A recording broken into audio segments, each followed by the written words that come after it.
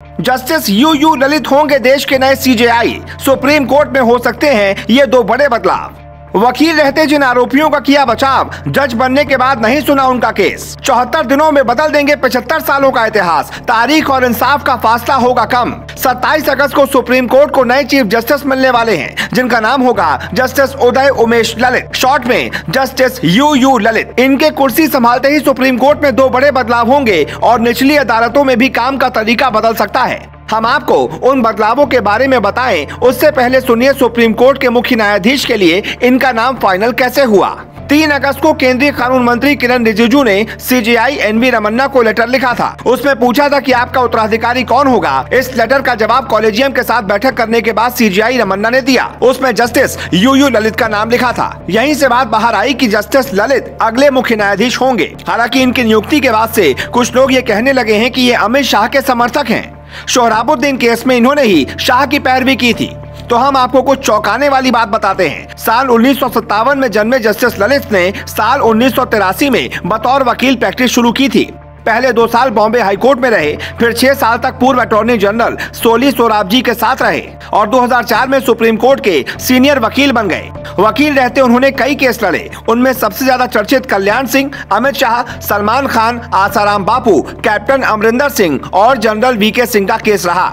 आप ये जानकर चौंक जाएंगे कि इन सभी केसों में उन्होंने बतौर वकील पैरवी की। जज रहते कभी भी दखल नहीं दिया। कहते हैं अयोध्या केस के वक्त एक वकील ने सवाल उठाया कि आपने कल्याण सिंह सरकार की पैरवी की थी, जिनके वक्त बाबरी विध्वंस हुआ था, फिर आप कैसे इसमें निष्पक्ष फैसला सुना सकते हैं। वकील ने उनसे पैनल से हटने की मांग नहीं की थी, लेकिन तुरंत जस्टिस ललित इस केस से अलग हो गए थे। ऐसा ही उन्होंने कई केस में किया है। साल 2014 में जब वो सुप्रीम कोर्ट न्यायाधीश बने तो उन केसों को कभी नहीं छुआ जिनमें उन्होंने आरोपियों की पैरवी बतौर वकील की थी। इसीलिए देश के सर्वोच्च न्यायालय के न्यायाधीश को लेकर ऐसी बातें नहीं होनी चाहिए। हमारे देश की जनता आज भी सर्वोच्च न्यायालय से इंसाफ की उम्मीद रखती है। आपको ये जानकर आश्चर्य हो सकता है कि जस्टिस ललित सिर्फ 74 दिनों के लिए सुप्रीम कोर्ट के मुख्य न्यायाधीश बनेंगे, लेकिन इन 74 दिनों में हिंदुस्तान के 75 सालों का इतिहास बदल सकते हैं। जिन लोगों के जूते अदालतों के चक्कर काट काट कर टूट गए हैं, उन्हें अब राहत मिल सकती है। कुछ दिनों पहले की सुनवाई में जस्टिस ललित ने पूछा था कि बच्चे 7 बजे स्कूल जा सकते हैं तो सुनवाई 9 बजे शुरू क्यों नहीं हो सकती।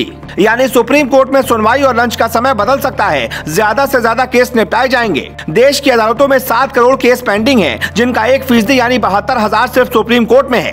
करीब 30,000 जजों के पद खाली हैं। इन पदों को भरने और ऑनलाइन सुनवाई पर जोर हो सकता है। सीजेआई एनवी रमन्ना पीएम मोदी के सामने ही कह चुके हैं कि सरकारें अदालत के मामलों को लटकाती हैं। यूपी में योगी आदित्यनाथ ने 900 वकीलों को सिर्फ इसलिए हटा दिया क्योंकि वो सरकार का पक्ष सही से नहीं रख रहे थे। अदालत में तारीख पर तारीख ले रहे थे। अदालतों पर बोझ इसलिए भी ज्यादा है क्योंकि जब आप कोई जमीन का केस लेकर कोर्ट जाते हैं तो वकील पहले ही कहता है फैसला 10 साल बाद आएगा। आप मारपीट का केस लेकर जाइए तो जमानत साल भर बाद मिलेगी। अब इन्हीं चीजों को बदलना होगा।